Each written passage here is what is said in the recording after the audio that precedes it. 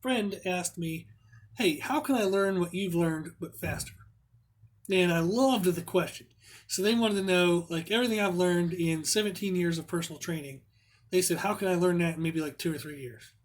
And I loved it because I honestly took the question, I know what they wanted it for.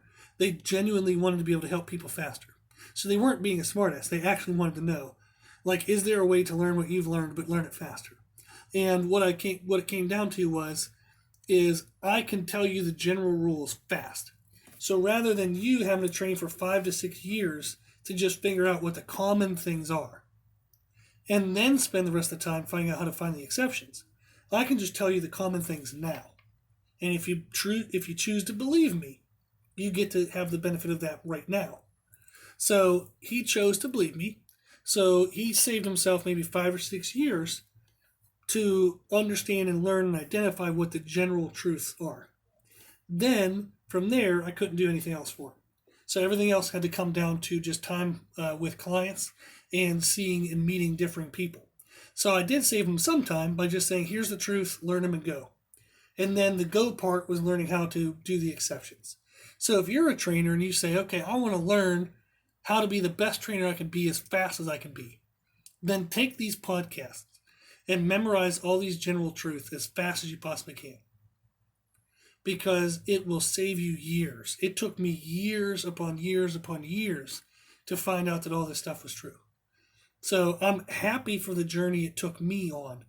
But looking back, if I could have what I've chosen to learn any of this faster, yeah, it would have been kind of nice. Like I still would have tested some stuff because I'm kind of stubborn towards authority. So I'd have been like, let me see. So I'd test a few things and be like, oh shit, they're actually right. Okay, so the other stuff they're saying is probably right too. So, but it is a way to learn faster. So learn the general truths and then learn how to do the exceptions. And like we said, then eventually, first of all, it makes you a better trainer faster. Okay. And then eventually you can learn how to do those benefits that we just talked about, is mixing different goals, reduction of time in the gym, better personalizing your work to the client you're at, and even training around injuries. We didn't talk about that one yet. So that's the last kind of like major benefit that I'm thinking of, is a trainer on injuries. So long time under tension sets, for example, can contribute to inflammation in the joints related to the musculature you're using. So if you have anybody who's working around an injury, you probably want to reduce inflammation within that area, because that way you're not causing irritation to the area and you're not going to have as high of a degree of recovery need, and you're not going to have as much damage during the actual session. So controlling inflammation is extremely helpful. How can you do that? Is understanding how to use lower time under tensions while still achieving the same goals. So how can I use maybe sets of 1, 2, and 3 reps to achieve the same goal as sets of 8, 9, 10, 11, 12 reps?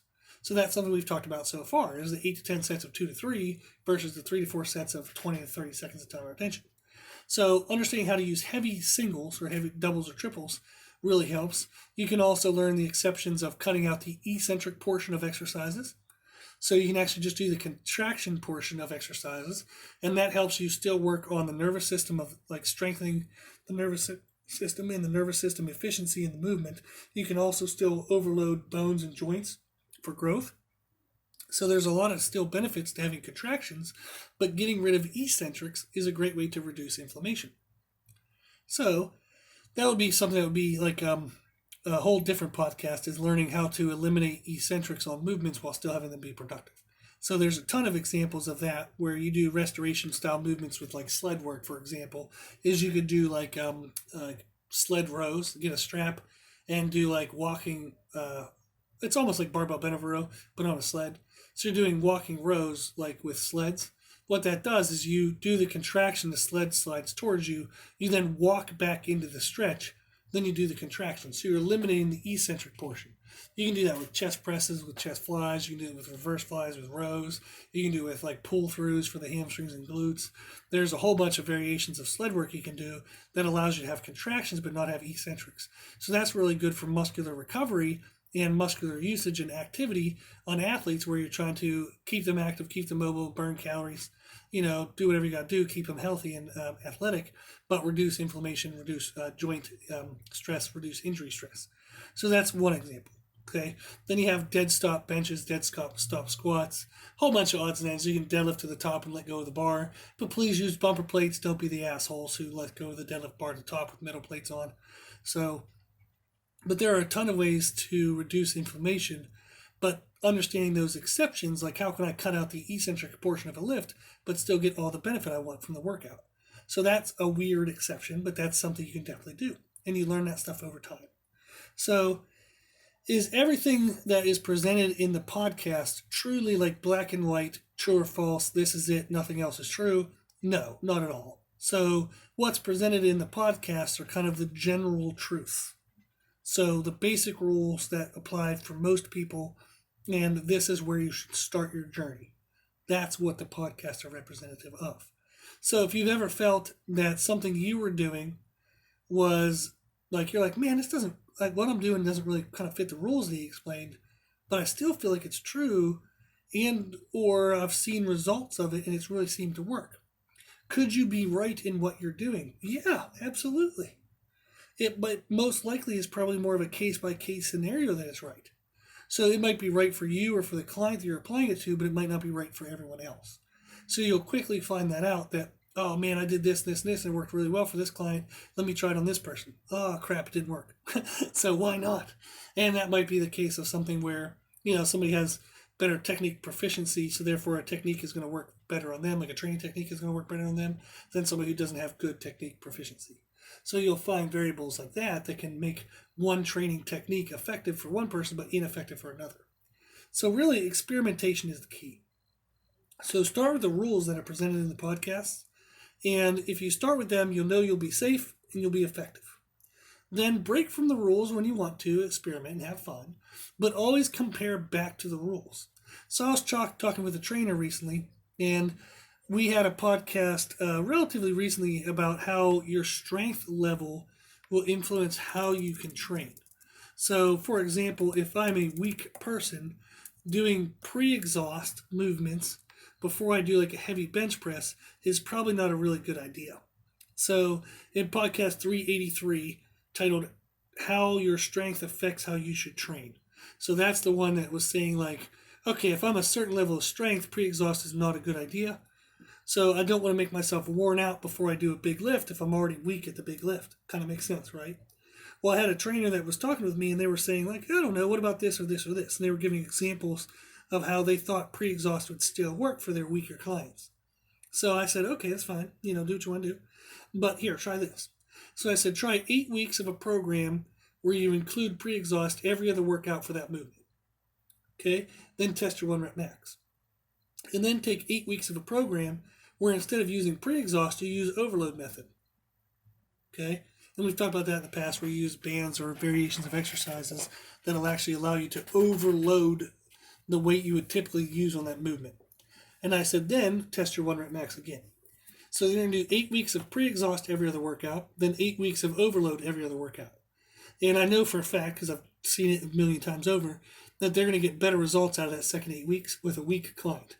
Now, if you have a really strong client, if they can survive the second 8 weeks, okay, without joint stress, they might have a good outcome, but they're probably going to feel like shit and their joints are going to hurt like hell.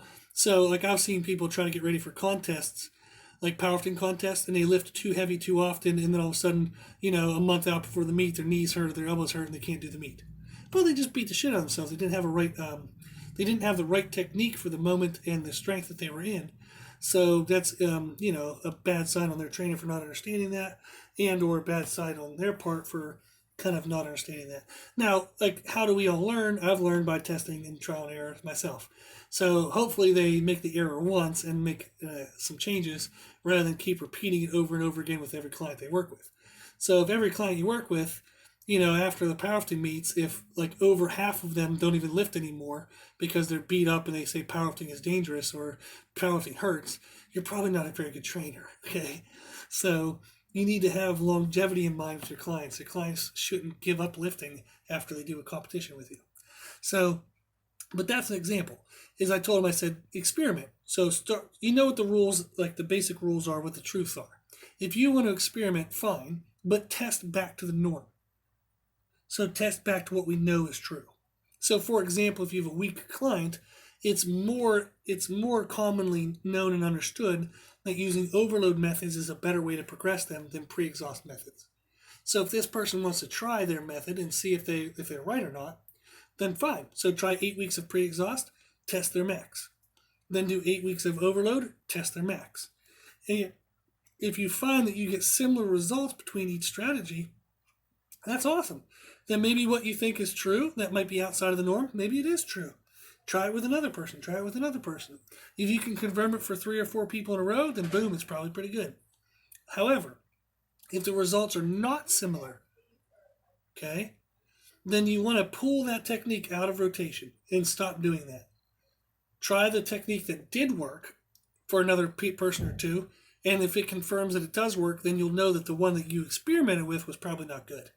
So you might want to return to it later on, like maybe in a year or two if you've learned more information, and maybe there was something you missed about it or got wrong about it.